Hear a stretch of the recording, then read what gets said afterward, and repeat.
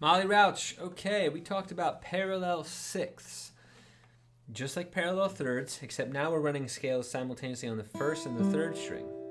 So review your E major scale on the first string, saying the notes out loud as you go. That'll be useful. And then pair that with what you've been practicing, which is the scale on the third string, and you get G sharp and the E. And you're using the high note to trace. F sharp now is the high note. F sharp minor, G sharp minor, A major, B major, C sharp minor, D sharp minor, and E. So the double stops are one articulation. You can do the down, down, up. The B sounds pretty because it's the fifth. The fifth and the root of the scale are almost always repeatable to create textures that are pretty. The final articulation is the slide and then to play the upper voice. The very first one you can hammer on.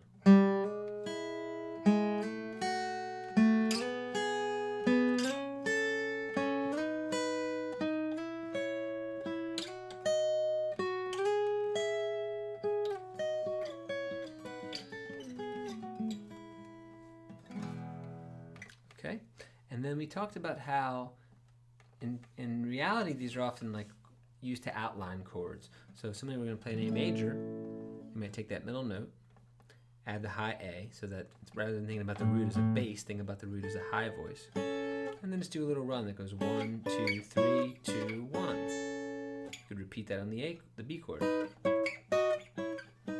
This is just like Brown Eyed Girl. In fact, you could try to play the Brown Eyed Girl riff in the key of G. C, which is at the 8th fret, and back to G, and then just play a D.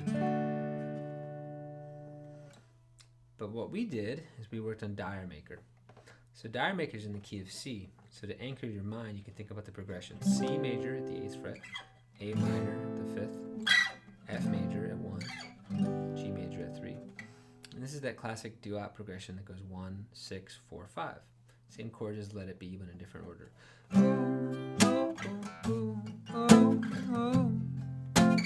You don't have to go, etc. And Jimmy Page is just going to isolate the top voices. So you're going to start, here's your C chord, get that high 6 going, and you play 3, 1, 3, and then you hybrid pick and slide from 2 to 3. 2 to 3 meaning like a C scale if this were a C scale.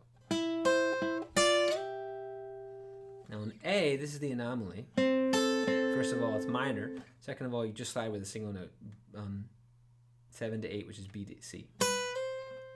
So the move on A becomes this. And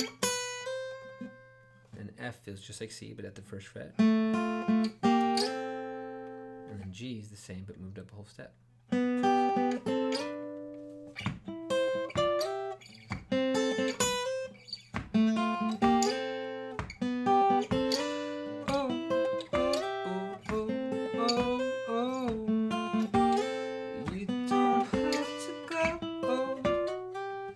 Kind of the outline of that riff. We also talked about Fortunate Son, which is in the key of G, and it uses the next string group. So same exact shape you've been using, but now it's on the D string 9th fret, B string 8th fret, and you play this shape and you move it down a whole step. Then you play the minor shape at the 5th fret, 5 and 5. Then you play 5 and 3, which is not a 6th, it's a 5th. And it culminates with this bend downward on the 1st fret of the A string, and then to this low G as your bass. That's the key. So the whole riff is this. And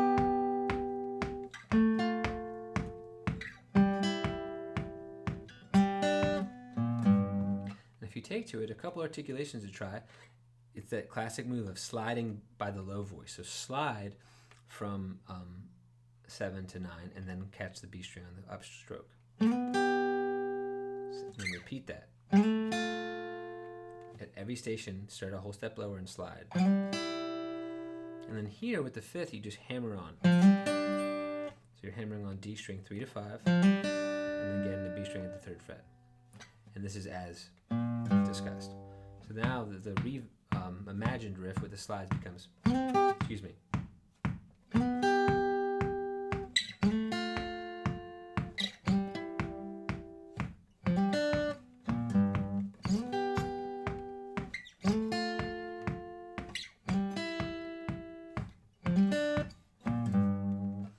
So that's a crash course on 6. You can do the scale, you can do a Dire Maker, and you can do Fortunate Son.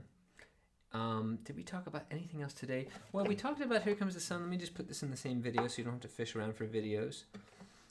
We didn't add much, but we just reviewed the main 2 riffs. So here's the main riff.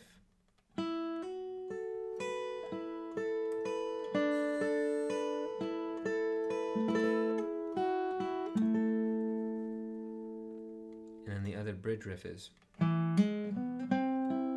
excuse me.